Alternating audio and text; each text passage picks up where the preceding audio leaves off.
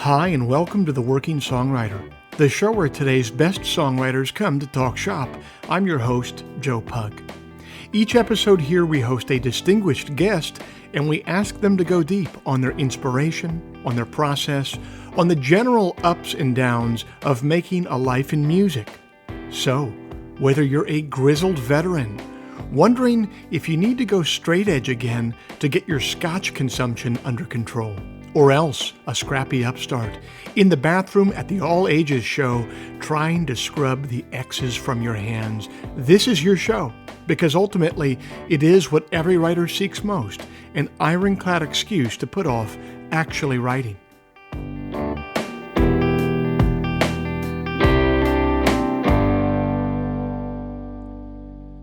Hi everybody, it's the second Friday of April 2022 and I thank you for joining us. This week's show is brought to you by Bandzoogle. Built by musicians and for musicians, Bandzoogle is an all-in-one platform to build a beautiful website for your music. I'm old enough to remember when you had to pay somebody called a web developer to get a website made. And it would always be some guy named Lander who drove a Land Cruiser with stolen plates and who was always trying to sell you mescaline that he claimed was for medicinal purposes. And old Lander would charge you about $1,000 for a website that would be obsolete in 6 months. But it's the future now, you guys. That's not how it works anymore. We're allowed to have nice things now. One of those nice things is Bandzoogle. Bandzoogle powers the websites of tens of thousands of musicians around the world, from weekend warriors to Grammy winners. All the features you need for a professional website are already built in. Hosting and a custom domain name, dozens of fully customizable design templates, tools to sell your music and merch commission-free. Listeners to the Working Songwriter podcast can go to bandzoogle.com to try it for free for 30 days. Use the promo code TWS, the initials of our show, TWS, to get 15% off the first year of any subscription. If you'd like to hear some of my music live in the coming weeks, the first Sunday night of every month at 9 p.m. Eastern, I'm over on my YouTube channel for Sunday Songs. That's a live stream. I'm live, I'm playing tunes, I'm taking questions in the live chat, I'm taking requests in the live chat. It's a really fun, really interactive experience. I dare to say that we're building something of a little community over there, including many people who are listeners to this podcast. So come on over and be a part of it. That's the first Sunday night of every month at 9 p.m. Eastern over on YouTube. Head on over to joepugmusic.com and click on the live stream tab to set a reminder.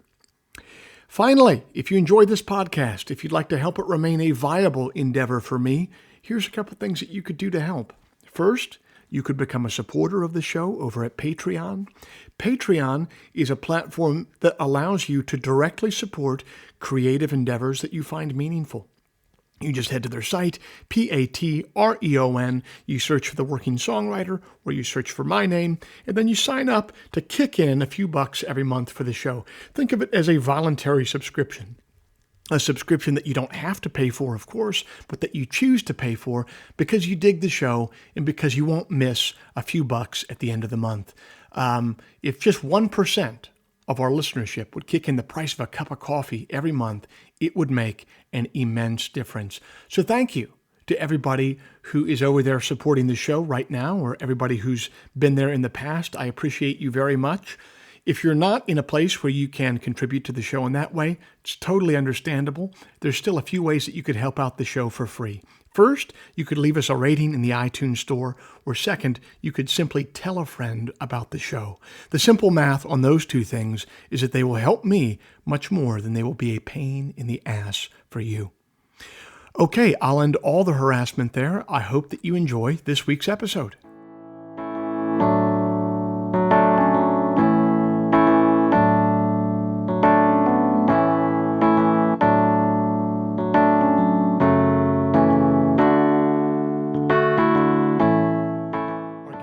Week began his career as the vocalist for the post-hardcore band Million Dead before stepping out on his own to begin a wildly successful solo career.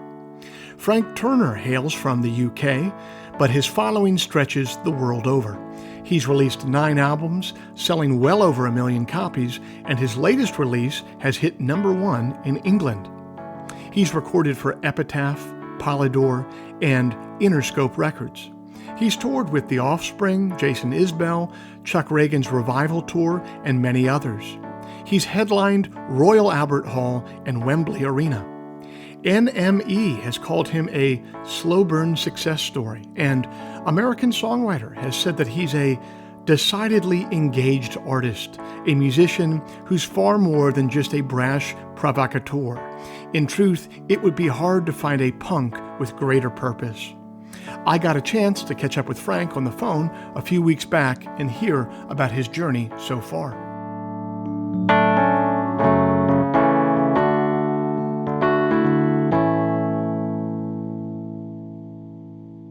Frank Turner, thanks so much for being a part of the Working Songwriter podcast. I got to tell you, getting ready for this interview, it seems like to me that you've lived and worked like 5 different careers in the span of 20 years. So it's going to be hard to get this all in. It might not be wise to start at the beginning because that could stop us from getting it all in. But nonetheless, I'd like to start there.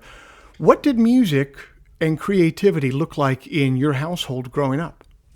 That's a good question. I mean, music looked like my parents, when I was very young, my parents don't really believe in modern music. Like the drum kit is kind of beyond their remit. So my parents listened to classical music and church music and that kind of thing. I do remember that we had my mum got a copy of Sgt. Pepper on cassette as like, oh, here's some modern music, which is like, wow. And there was some kind of old kind of like music hall vaudeville stuff. There's little bits of that around too, but rock and roll in the broadest sense of the term wasn't really part of it. I mean, my mum taught piano and recorder at the local kind of primary school and stuff. So, there was music around, but it wasn't punk rock and it wasn't rock music or anything like that. I mean, creativity, I don't know. Like, it wasn't like not encouraged or anything like that. But I don't really. Neither of my parents are especially creators, should we say. So my first real exposure was when I stumbled across the music of Iron Maiden when I was about 10 years old, and that was a huge light bulb moment for me in my musical development. Man, that's a trip. So many of the people I rap with on this show, the story seems to go, well, I got a hold of my parents' record collection and it was filled with all these, great rock and roll stuff, great, folk heroes. And yet you're coming from a place where you say, maybe it wasn't discouraged, but at the same time, you really had to seek it out yourself. What do you think it was that made you seek it out in that sense? And why didn't you just end up a banker or something like that? Well, I think my parents would have preferred that. And it's funny, there was some discouragement that comes later in the story because my first loves were metal and punk rock. And this was completely foreign to my parents. And I bought a copy of a music magazine that had a feature on Cannibal Corpse in it. And my mum then banned me from buying music magazines. Incidentally, I still love Cannibal Corpse. I think they're amazing. But that's a whole other thing. So I guess I was just, there's a purity to it to me. There was something just so exciting when I heard the song Ides of March, which is track 1 on the album Killers by Iron Maiden, and just the drums and the guitars and everything. It was so exciting to me. But also, relevant to all of this is there was a sense of ownership for me. It wasn't something that was kind of given to me or I was encouraged towards. I've long felt like, maybe not in my adulthood, but certainly all through my childhood and adolescence, any interest I had in music was something I had to actively fight for and actively seek out myself. And it means it's kind of mine, and I'm fiercely sort of protective of it as a result. And over time that interest broadened from metal into punk into just kind of rock and roll and even folk music and country and all the rest of it. But it's my thing that I had to seek out and find, and I think that that's a big part of how I think about music. Is it's very dear to me. It's funny, yeah. I can actually draw a straight line between that and you have this. You've always had a career where you very famously have kind of just like done what you've wanted to do.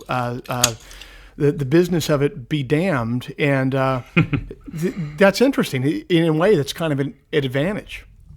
Yeah, Definitely. I mean, it's, with no disrespect to anybody, but like I have dear friends who were, raised by very musical parents who were very supportive and who like took them to Glastonbury when they were 5 and all this kind of thing. And that's cool and that's great, but it's so alien to me. I had to sneak out of the house to go to shows. I had to kind of lie to my parents when I went to my first music festival, all this kind of thing. So, and there is a sense of ownership that comes with that, and a dedication. I feel like music's always had me, and I'm always going to have music. Like, I think of the song Radio by Rancid, which is one of my all-time favorite songs, and he sings the line, when I've got the music, I've got a place to go. And that's always been one of the ways I think about music in the broadest sense, is it's kind of a refuge for me. In fairness to your mom, it wasn't a magazine about the Ramones you brought home. It was Cannibal Corpse. So you got to kind of absolutely. Although I mean, I'm not sure. My mom, I think, was under the impression that kind of rock and roll shows involved kind of bikers injecting each other with heroin in the dark. And of course, she wasn't wrong. No, I'm kidding. But it was as an adult. In fairness to my parents, now I sort of recognize that what I was involved in was just completely alien to their experience of the world. They didn't know anything about any of this music. My dad was 18 in the Summer of Love, and I was the one who told him who Jimi Hendrix was. It was just not their world, and I can understand now with a few more years under my belt that it could be quite sort of alarming almost for your child to kind of, particularly at quite a young age, to immerse themselves in this world, and then of course punk rock, which comes with more than just the music. There's haircuts and bondage trousers and brothel creepers and the rest, but also getting into kind of like anarchism and this sort of thing, and it was quite all consuming for me as a kid. So when did this go from something that you were listening to and kind of participating in passively or just as an audience member to something that you were going to start making yourself? Well, I mean, theoretically, immediately, in the sense that I remember hearing Iron Maiden, and actually shortly afterwards, a big thing for me was the Freddie Mercury tribute concert was on TV in the UK, and that had like, Metallica and Guns N' Roses, obviously lots of Queen, Sabbath, members of Zeppelin, all this kind of thing, and almost from the word go, and I think this is a deeper seated thing in my character. Anyway, I was like, I want to do that. I want to be involved. I want to be part of this.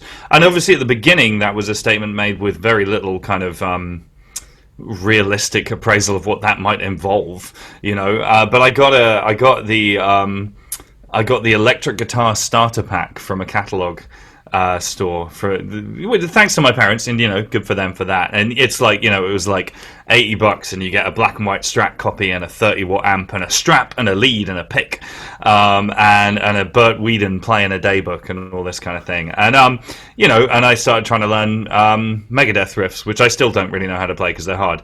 And Nirvana was a huge deal for me on so many different levels, but one of them was I could actually play those songs, and that was quite revelatory to me.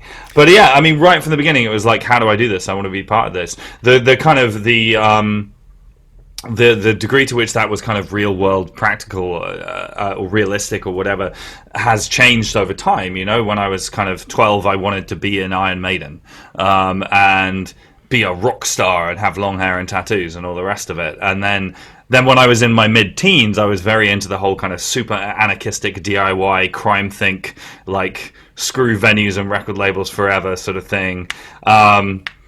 Swinging wildly all over the map as I've been wont to do in my life. And then there's a point in my life where it started becoming a more realistic thing and understanding the industry and understanding, how to make a band kind of get legs, or a solo career, or whatever it might be. But the desire to participate was immediate. But you chose artists throughout that whole thing that were very kind of DIY and participatory, even the metal end of it. I mean, Iron Maiden, very famously, they fly their own, they're the pilots of their own jet, right, to go around the world. Yeah, sure. So they had a beautiful DIY moment at the beginning of their career with the Soundhouse tapes and all that kind of thing. And there's, punk rock arrived in my life, and what was so wonderful about it then and now to me is that the requirement for entry in punk rock is showing up. and enthusiasm. Do you know what I mean? If you're there and you want to be there and you want to be part of it, then you are part of it. And my journey into the world of punk rock took place at roughly the same time that the Britpop thing was blowing up in the UK, which I always loathed and felt very alienated by, because it was a scene that was predicated on cool and on irony and on those kinds of things. And I hated that because I'd never been cool, and I maintain that I still never have been cool, and I don't want to be cool. I don't want to be invited to after parties. Do you know what I mean? Like, and with punk rock, it was like if you found out where it was and you wanted to be there and you liked the music, then you were in. That was it. That's all you needed. You needed to care, and I thought that was a beautiful thing, and I still do. And it remains very dear to me. We're going to get a little bit ahead of ourselves here, but I do want to ask, pursuant to that point there, how do you maintain that sort of given that the barrier to entry is just showing up and being enthusiastic with kind of punk, how do you maintain that over the course of 20 years? You've been in it for a long time, and you still kind of have this this kind of beginner's energy to you when you talk about it. I didn't mean that in any sort of... No. I think you know the spirit in which I meant that. I'll take that as a compliment. But how do you keep that sort of fire specifically kindled? I mean, I don't know. That's a good question. And I mean, I suppose I would also say that there are days when I don't, good Lord, and I think like anybody who lost themselves to punk rock as a concept at any point, it's quite a lot like Catholicism. By which I mean that, like, you'll never be a non-punk. You might be an ex-punk, you might be a lapsed punk, but you still think about what Ian Mackay would have to say about your decisions when you're lying awake in bed at night or whatever, And there's definitely been days and periods of my life where the reality of a punk scene has been quite disappointing to me or quite alienating, but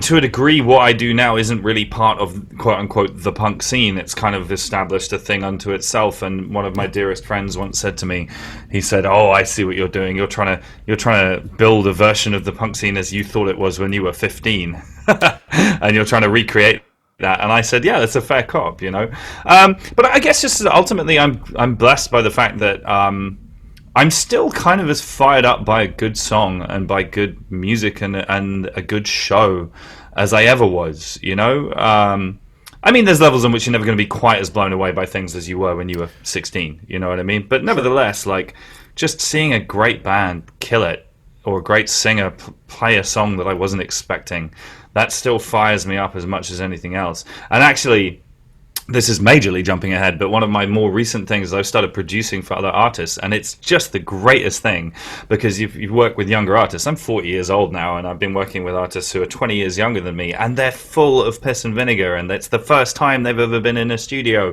and you say something which to me is so mundane, like, "Hey, why don't we double track that guitar?" And they go, "Wow," or whatever, and there's this wonderful kind of if I ever feel jaded, which I do, or bored, or whatever, engaging with younger bands is the exciting thing to do for me. Go to a new band night. Go and see some kids who are doing it for the first time, and they'll blow you away. So that's what you're kind of getting from them. What do you think that you're imparting to them? What are they learning from you? Well, I mean, I've spent a lot of my time and the majority of my life kind of in and around studios and thinking about songs and songwriting and particularly arrangements and that kind of thing. And, the process of learning to be a producer, I did a lot of kind of learning about the technicalities of how to operate a compressor or whatever. But actually, I realized that an awful lot of it was stuff that, to my surprise, was a skill set I already had, which is just kind of knowing that, like, hey, we need to lift that melody in that chorus, or, maybe we should change the key in the bridge, or maybe we should cut that third verse, or, and just that holistic thinking about the song as an entity. And I mean, one of the things I feel very strongly about is the older that I get, that I consider my interest to be songwriting, not without any genre qualifications. And I think that you can have that conversation about a Cannibal Corpse song the same as you can about a George Jones song, actually, with different kind of specifics, of course. But and it's like just sort of allowing the song to win, allowing the song to breathe and to grow and to go where it wants to go and that kind of thing. And it turns out that my many years of slogging away at this has kind of given me at the very least a head start on like some kids coming into a studio. But as I was saying, like the most interesting part of it to me is when it becomes a two-way street and they're teaching me things as well, yes. and pulling me out of my grooves and my habits, should we say. So from those many years, as you said, of slogging through it and with writing songs, how do you think your songwriting has changed the most over the last 20 years? Like, what have you learned from writing songs that you didn't know when you were 20 years old? Many things. I mean, that's a huge question, and I like it. I think that. The first thing I'd say is I'd like to think I've got better at the craft side of songwriting. You bloody hope so, after that much time kind of slogging away at it. But as I'm sure we both understand, there's an art and a craft to songwriting, and they're sort of separate things in a way. And, at this point in my life, I feel that when I come to write songs now, I'm much better at the craft side of it than I was when I was younger.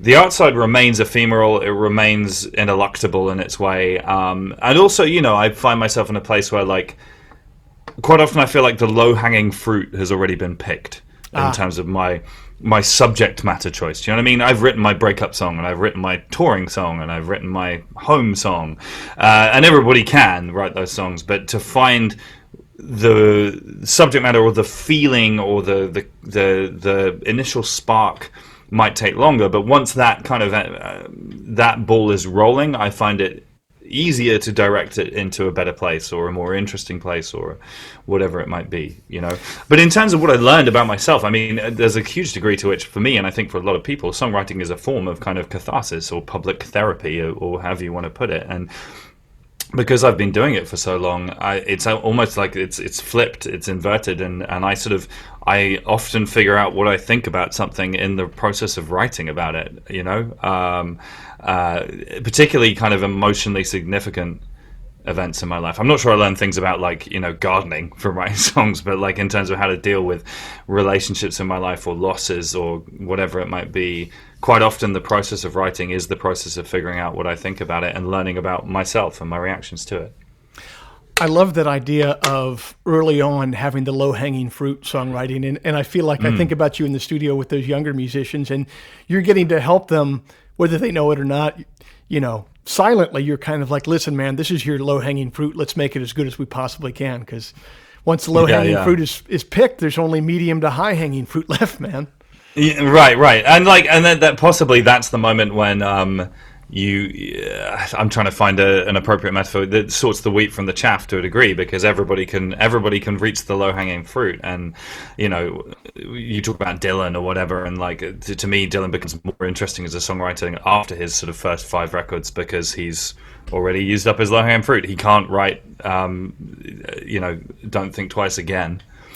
No, he can't. But what's so interesting, I feel the same way that you do. But what's so interesting with that is when I was younger, when I was his age, when he wrote that first crop of songs, I used to think to myself, these older albums of Bob Dylan's are the worst. I can't stand this stuff. These first 5 albums is where it's at. Then as I get older, now, I think I've listened to the song When He Returns, probably 1,000 times in the last 5 years. You wouldn't have caught me dead listening to that song 10 years ago. You just wouldn't have. So yeah. Kind of the audience, in a way, has to go along with the journey as well in the writer in that case. Absolutely. But then it's funny you should mention that, because in a different field, I'm a huge fan of the poetry of T.S. Eliot, and I found an interesting thing for me when I was younger. His younger work spoke to me. The Love Song of J.F. Proof Rock and The Wasteland and the Preludes and all that kind of thing. And I couldn't really get my head around Ash Wednesday and the quartets and that kind of thing. And as I get older, that later period stuff starts speaking to me more. And I think it's okay for different types of art to speak to different demographics, or different periods in a writer's career to speak differently to different topics, And in a way, actually, maybe it should. And I spend a lot of my life at the moment thinking about writers who've had long careers, as writers and who've maintained an interest. And for me, I think a lot about Nick Cave, and I think a lot about people like that. And they're sort of maintaining interest and maintaining originality and freshness over that period of time, because I'm now at a point in my career where I have to do that. I have to justify writing another record, because we're up to the high-hanging fruit now. Okay, well, I said we were jumping ahead. Let's jump back for a second. Sure. The first group that put you on the map was called Million Dead. What was your creative role in that project? How did you get into it, and what did you learn from it? I got into it. I was in another band before with some friends at school called Knee Jerk, and we were terrible. And that band broke up, and the drummer started a new thing with some other people, and then I got sort of drafted in as the singer. We were a kind of radically democratic band in a way that was, I think, a really good learning experience, and I think it made us better than we would otherwise have been, but it also doomed us to not last very long as a band because the tensions that came along with that were pretty insurmountable over time. But, nevertheless, I wrote a fair amount of the guitarist for that band, but nothing that anybody wrote would survive intact. Do you know what I mean? Everybody attacked it from different angles and brought different things to it. In terms of the music, in terms of the vocals and particularly the lyrics, that was kind of my department. I mean, to the extent I have memories of the other guys in the band didn't really care what I was doing over the top. It was we don't have it in our monitor anyway, so who cares? So I had this kind of department to myself in that instance. But yeah, I mean, I learned so much from that band, and both about the business of being a musician and making a living and touring and that kind of thing. We were not a hugely successful band, but we sold 800 tickets once. That's pretty good. That's legit. And yeah, we did a lot of shows over a 4-year period, and we put out 2 records, and we signed some record deals and that kind of thing. So I learned a lot from that. Musically, though, it's interesting. Whilst I don't want to disavow it, I learned a lot from it in many ways. When that band broke up, I sort of became a quote-unquote solo artist, and it's difficult to put my finger on specifically, but in retrospect, one of the major differences was that I started thinking about songwriting as a holistic project rather than... in Million Dead, there was quite a sort of cut and shut kind of vibe to our quote-unquote songwriting. It was just this is a cool riff, and this is another cool riff, and then we're going to put them on top of each other, and then he's going to shout something over the top, and hey, there you go. And sometimes it worked, and they work as holistic songs, and sometimes it doesn't, or didn't, I should say. But it was thinking about the song as an entity unto itself was kind of the big change for me when that band broke up.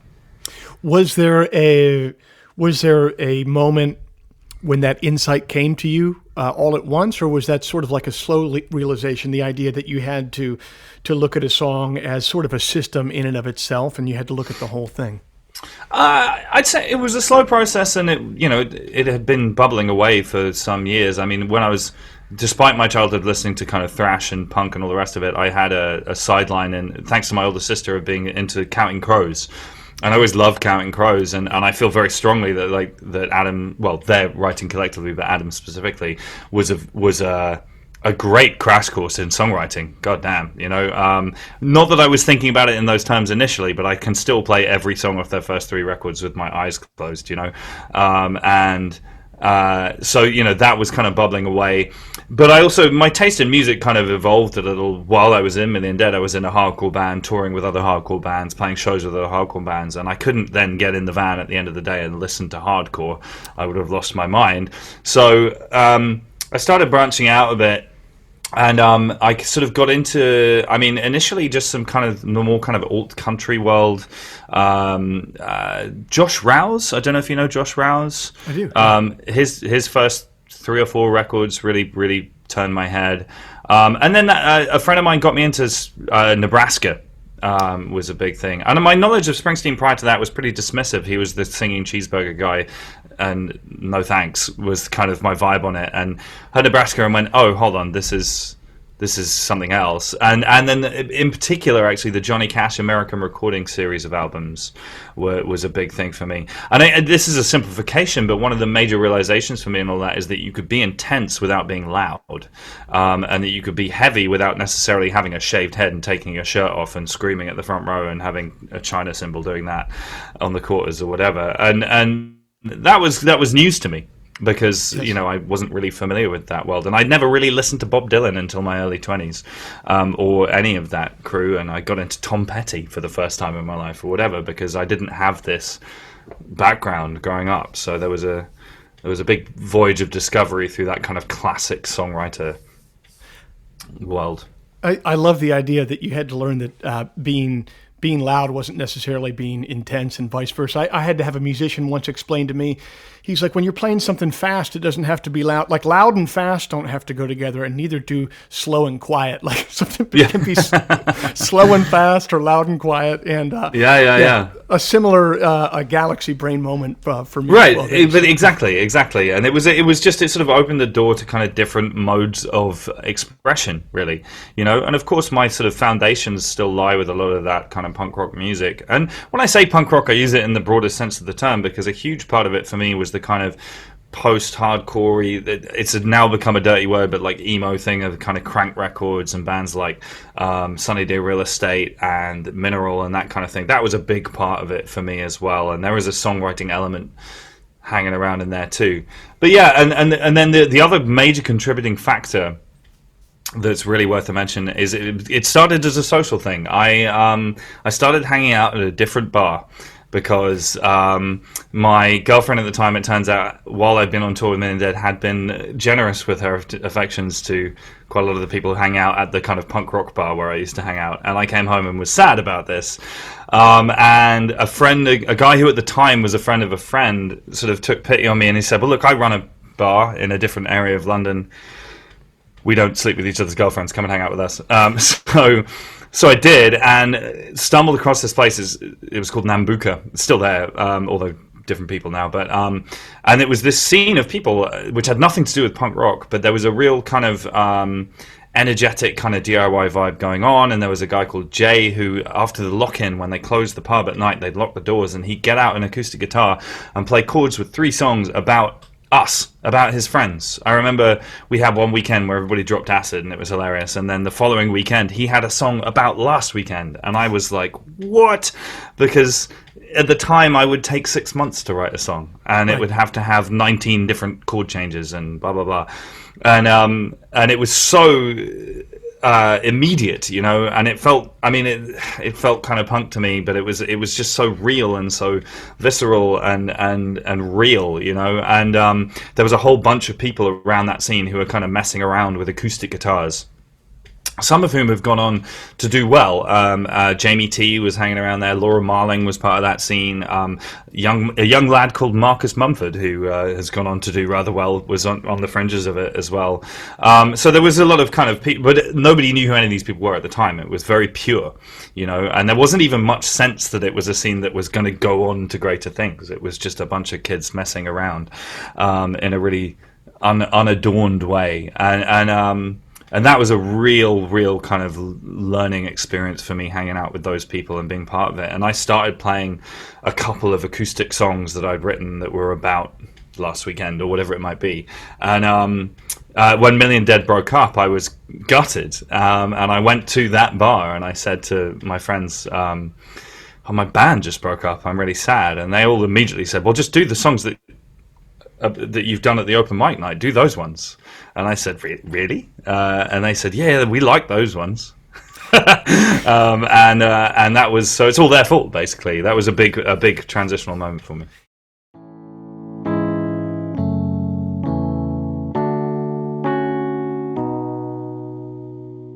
Getting better at your instrument is an essential part of being a songwriter. When you play better guitar, you write better songs. It's that simple. How do you do that, though?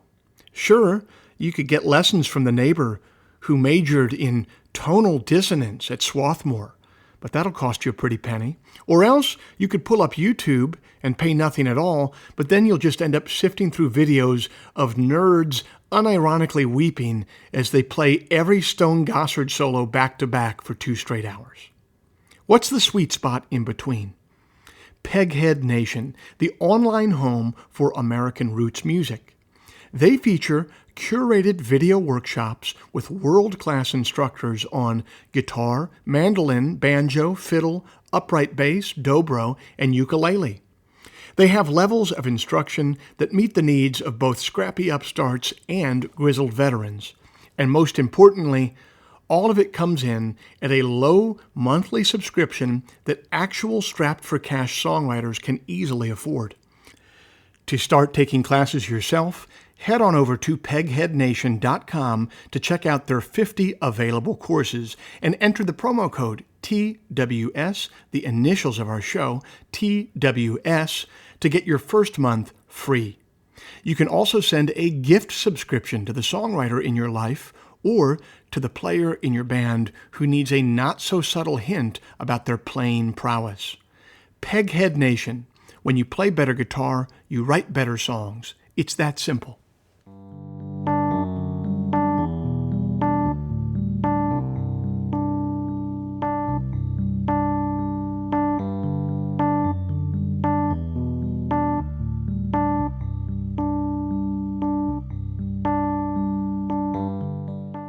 It sounds like Frank found sobriety at just the right time in his journey. And talking to friends who have taken that same route themselves, there seems to be a sense that it's necessary not only to escape the deleterious effects of drink and drug, but also to reconnect with life on its own terms and notice, once again, the radical beauty of stone-cold reality. And there's a wonderful poem by the poet Tim Dlugos that explores this phenomenon. It's entitled Ordinary Time. Which are the magic moments in ordinary time? All of them for those who can see. That is what redemption means, I decide at the meeting. Then walk with David wearing his new Yale t-shirt and new long hair to 103. Leonard and Eileen come too. Leonard wears a shark's tooth on a chain around his neck and long blonde hair. These days, he's the manager of Boots and Saddles and costumer for the gay cable network's dating game. One week, the announcer is a rhinestone cowboy, sequin shirt and black fur chaps, and the next, a leatherman, etc. Eileen's crew cut makes her face light up. Underneath our hairstyles, 23 years of sobriety, all told. The age of a girl who's not so young but not so very old, wrote Berryman, who flew from his recovery with the force of a poet hitting bottom. It's not the way I choose to go out of this restaurant or day today, and I have a choice. Wanda the comedian comes over to our table. Call me Wicked Wanda, she smirks when we're introduced. Why is New York City awash in stand-up comics at the least funny point in its history? Still, some things stay the same. People wonder what the people in their buildings would think if the ones who were wondering became incredibly famous as Madonna. Debbie Harry lived in Eileen's building in the Village in the early 70s, and she was just the shy girl in the band upstairs. Poets read the writing of their friends and are happy when they like it thoroughly, when the work's that good and the crippling sense of competition stays away. Trips get planned. David home to California, Eileen to New Mexico, Chris and I to France and Spain, on vectors which will spread out from a single point like ribs of an umbrella. Then, after the comfort of a wedge of blueberry peach pie and cup of decaf, sober friends thread separate ways home through the maze of blankets on the sidewalk covered with the scraps of someone else's life.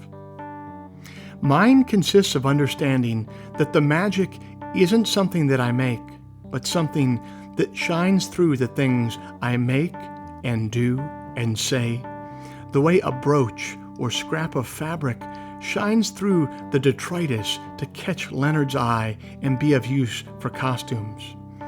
When I am fearless and thorough enough to give it room, all the room there is in ordinary time, which embraces all the people and events and hopes that choke the street tonight, and still leaves room for everyone and everything and every other place, the undescribed and indescribable, more various and cacophonous than voice can tell or mind can conceive, and for the sky's vast depths from which they're all a speck of light.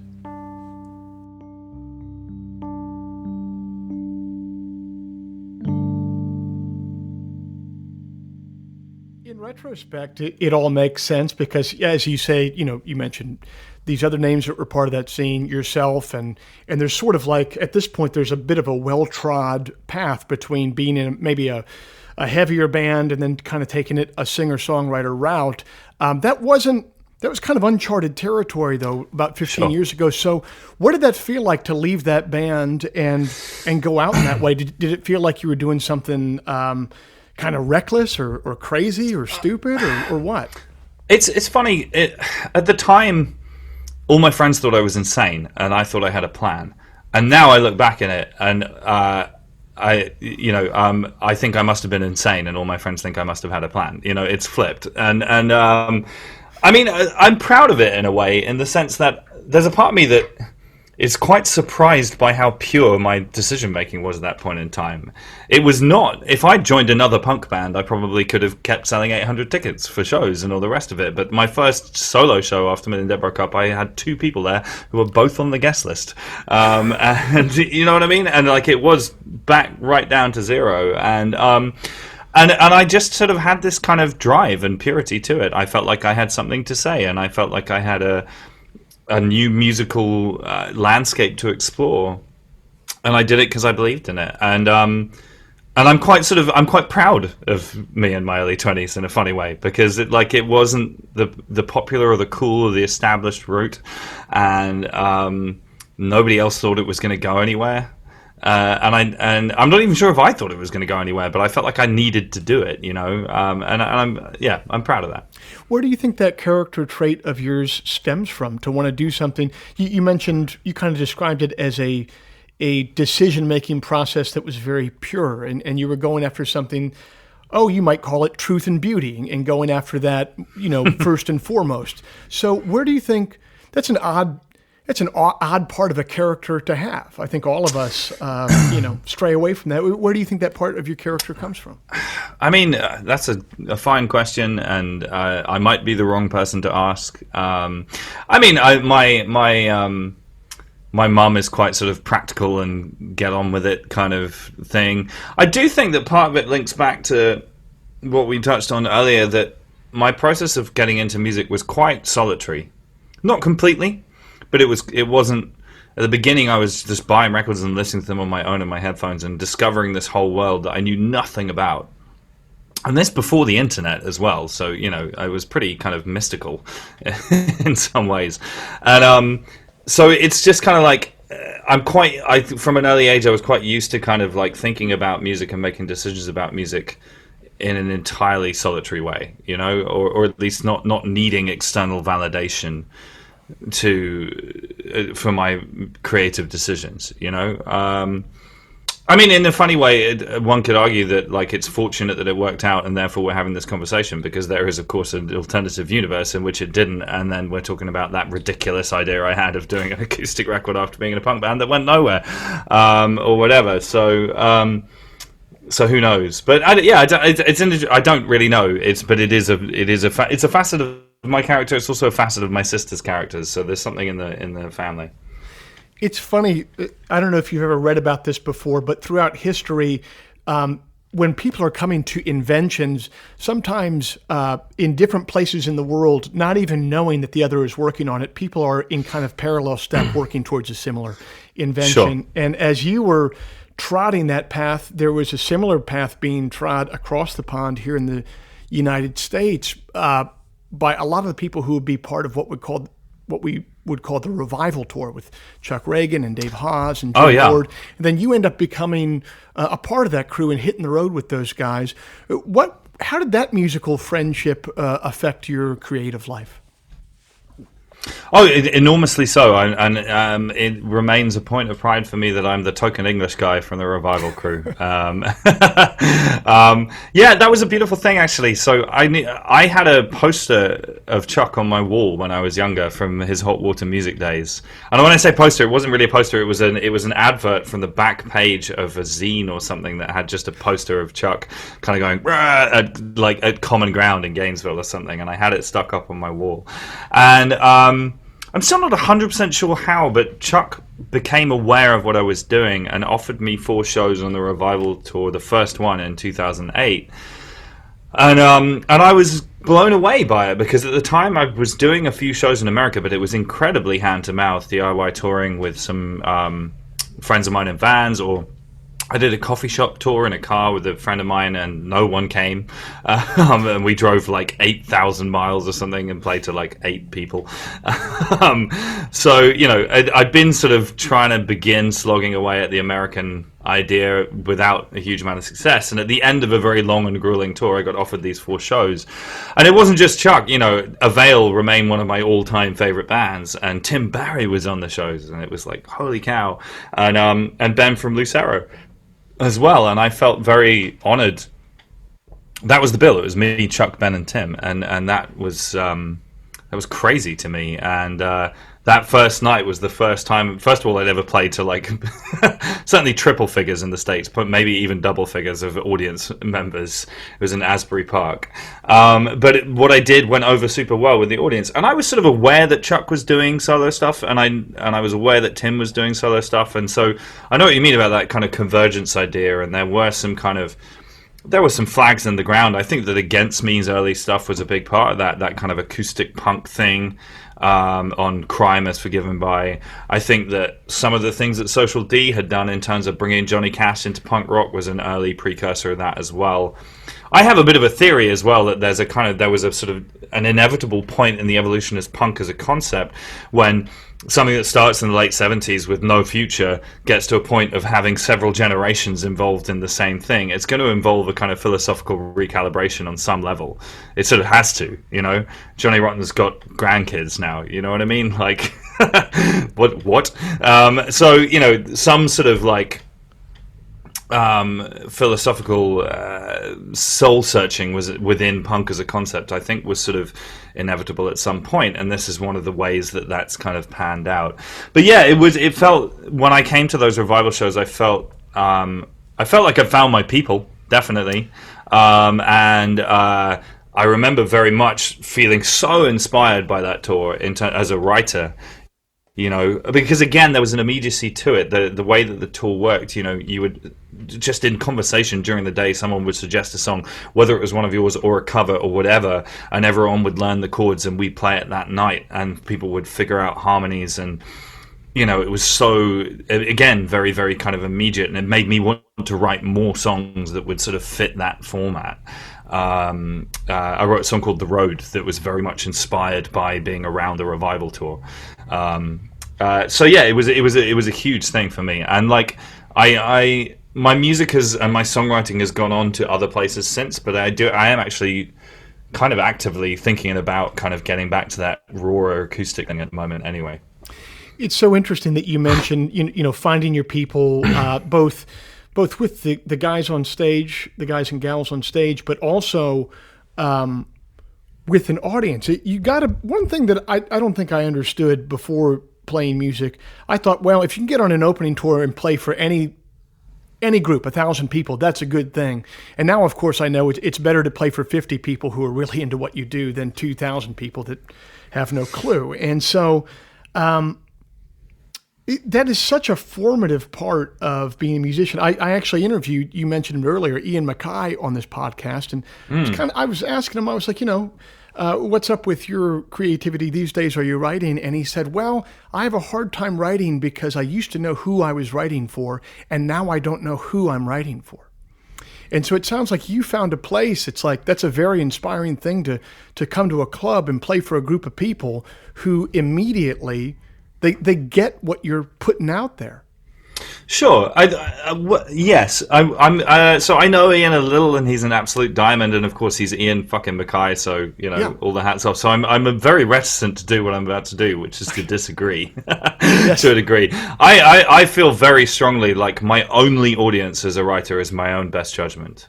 Nothing else. I couldn't give a fuck about anything else. In fact, I think it's really, really important that I don't. You know, when I write a song, when I wrote the first songs that I wrote as a solo artist, or even in a band, I sat in a room with a guitar and I made a noise that I thought sounded cool, and that's it. And to me, I don't want to be writing for a specific audience. I don't think as an artist you get to choose your audience. People show up. Deal with it. Do you know what I mean? Like, and of course, it's fantastic if you find a scene, you find a group of people who love what you do, but you know, And of course, it's fantastic if you make music and people connect with it. If anyone connects with it, that's great. It feels good. It pays the bills, whatever else it might be. But like the only moments of regret I have in my career as a musician, and are the moments when I've strayed close to writing songs for a different audience other than my own best judgment. I'm not sure that I've ever actually fully like attempted to please the radio plugger or the A&R guy or the girlfriend or whatever it might be, but you know, there's been moments when that's kind of bled in a little bit to my decision-making process, and those are the moments I regret. And like, I feel it's really important that my audience that I write for is, I don't want to say it's not quite myself, but it's like, it's just my own taste in music, you know? Is this cool? Do I like this? Does it feel good to me? And that's it, you know? And I don't ever want to think about anything else when I write. Well, it sounds like you're in the same place that you were, 15 years ago when you... with that idea of I want to do something true, I want to do something beautiful, and that's where we're going. You've spent a lot of time on the road over the years. There's a certain lifestyle that goes along with being on the road. I've been a part of it myself, full disclosure. You had to extricate yourself from that lifestyle. And in fact, there's a new song on your new record. I want to talk about the new record in general. It's called Untainted Love, and it begins with what is apparently a Johnny Cash quote that I'd never heard before, where he told Bono, "I sure do miss them drugs," which is brilliant. What made you decide to make that change in lifestyle, and how has that affected both your creativity and then also your approach to being on the road and touring and bringing the music to people? Well, actually, the first thing to say for me is that like my substance abuse issues and touring were for the longest time sort of two separate channels of my life. Like I would get fucked up when I got home. I've never really been very good at playing when I'm messed up. I mean, I'll have a couple of drinks, but anything stronger than that, and I can't really play, and I know I can't really play. And the thing is, for the longest period of time, my substance abuse issues were under control because I was on tour so much that I would come home for like 4 days, get fucked up, and then go on tour again, and it was okay, and it was under control. And there was a moment in my career when the gaps between tours started becoming a bit longer, for various reasons, one of which that I was kind of doing quite well and could afford to take more time off the road and all the rest. And that's when the kind of boundaries started and my control of the situation started to fall apart. And there were some times when substance abuse then came onto the road, and I played some of the worst shows of my life, and I'm really fucking ashamed of that. But so, there's a wonderful line, The Hold Steady, one of my all-time favorite bands, and Craig is a friend, but also an incredible writer, and there's a line in one of their songs where he says it started recreational and it ended kind of medical. And that killed me the first time I heard him say that, because my Christ, was that true for me. There was one day it was partying, and then suddenly it was 5 years later and it wasn't partying by any conceivable measure, and it felt like work, and it felt like medication, and it felt like, it was bad news, essentially. And I'm pleased, after a lot of effort, to currently have that in my rearview mirror. It is an ongoing thing. It will always be an ongoing thing. That's the nature of addiction. But like, I'm not sure I ever I'm not sure I never wrote Fucked Up. And I'm not sure I really buy the idea that anyone's ever written anything good when they're wasted. Like, I mean, there are exceptions to this if you want to get into the weeds of which type of drugs we're talking about. But generally speaking, I'm not convinced that oblivion does much for creativity, actually. I don't think that's certainly my experience of it is that that's not really true. And also, I mean, a huge thing, I mentioned him earlier, but Nick Cave's been a huge kind of guiding light for me in a way. And one of the things about Nick Cave is he has these two very distinct phases of his career. He has when he was messed up and when he was clean. And I personally think he became an infinitely better songwriter when he got clean. Like Abattoir Blues is my favorite record he ever did by miles. And that was his first clean record. And it's just startlingly brilliant. And And also, talking about lifestyle on the road, another thing that's been really good for me in recent years, we've done a bunch of touring with Jason Isbell, who I'm sure you know, and who is a phenomenal songwriter and a lovely human, but also quite famously is sober. And we did some touring with him in the States where he had his daughter and his wife along with him, and it wasn't like a dry backstage. If you wanted a glass of wine, you'd have a glass of wine, but like no one was doing tequila shots, you know what I mean? And it was this really kind of like stable and healthy approach to being on the road, and it was quite revelatory to me for me to experience that. It was like, oh shit, this works. In fact, hold on, whisper it, this is better, like, because we play better shows and I don't feel like shit 23 hours a day, and do you know what I mean? And I can sing better, and so on and so on and so on. So definitely. And then the final thing, sorry, this is a long answer to a short question. The final thing is that, like, I've realized, I'm 40 years old now, and it's a marathon and not a sprint, and I would like to do this for the rest of my life. Now, there's a couple of contributory factors to whether or not that's possible, one of which is whether or not anyone cares enough for me to keep doing this for a long time.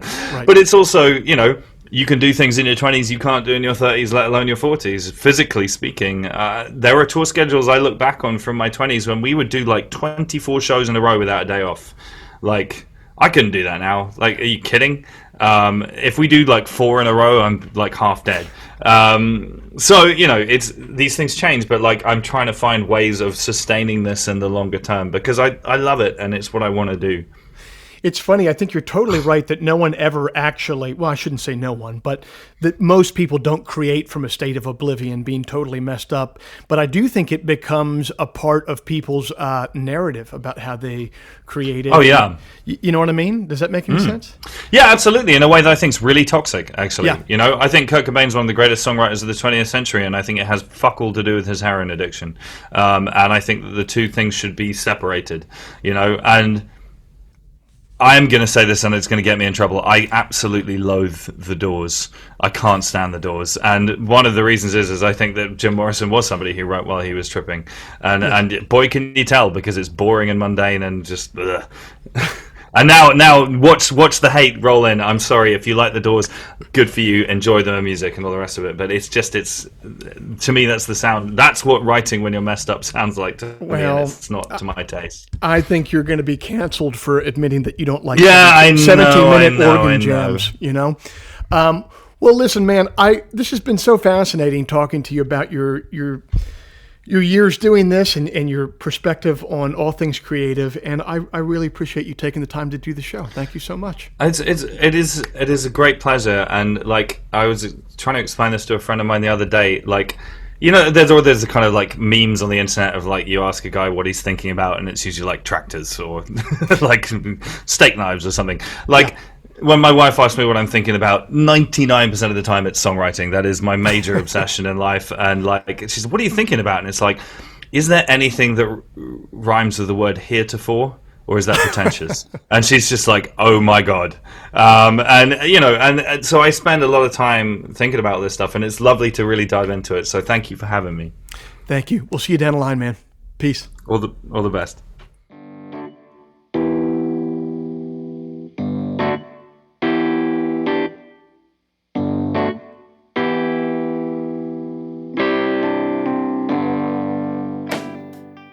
This week's show is brought to you by Bandzoogle. Built by musicians and for musicians, Bandzoogle is an all-in-one platform to build a beautiful website for your music.